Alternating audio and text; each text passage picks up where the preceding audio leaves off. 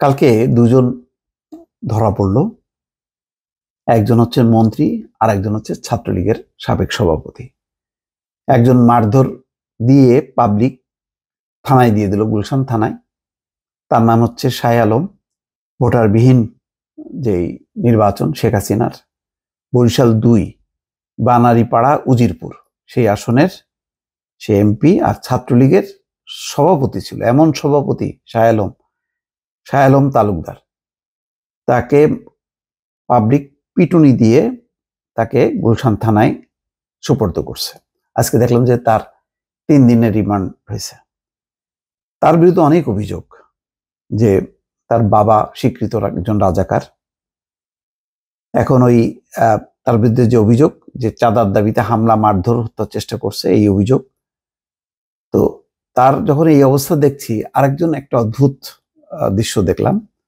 সে হচ্ছে ফরহাদ হোসেন, জনপ্রশাসন মন্ত্রী।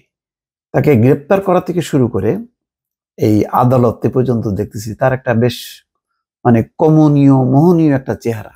মনে হচ্ছে জামাই আদর, অথচ মাথায় হেলমেট। র্যাব দাঁড়ায় আছে, মাঝখানে জামাইয়ের মতন করে দাঁড়ায় আছে। আদালতেও দেখলাম একই রকম মিষ্টি মিষ্টি হাসি দিয়ে, লাজুক লাজুক হাসি দিয়ে দাঁড়ায় আছে সে। কিন্তু তার ৫ দিনের রিমান্ড মঞ্জুর হয়েছে। ইম্পর্টেন্ট কথা হলো যে তার ব্যাপারে আইনজীবী বলছে আদালতে শেখ হাসিনাকে স্বৈরাচার বানাতে ভূমিকা রেখেছেন ফরহাদ হোসেন। অবাক কাণ্ড না? কোথায় ফরহাদ হোসেন? কয়জন নাম জানে এরকম একজন মন্ত্রীর নাম? খুব বেশি জানে না।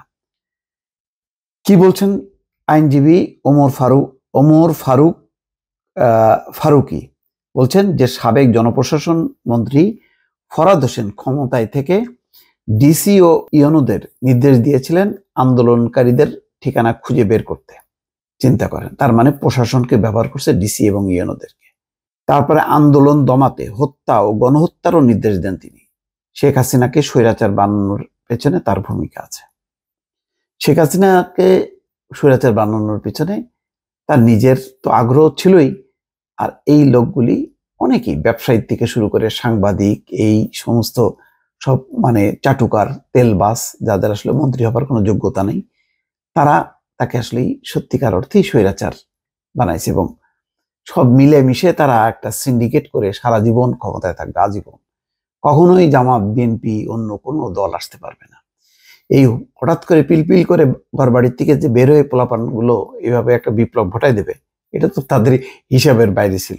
শেষ সময় বুঝতে পারছে, কিন্তু আর তখন আর কিছু করার নেই। যাই হোক, আইনজীবী ওমর ফারুক বলছেন যে ফরহাদ হোসেনকে আগে রাজনীতিতে দেখিনি, নামও শুনিনি।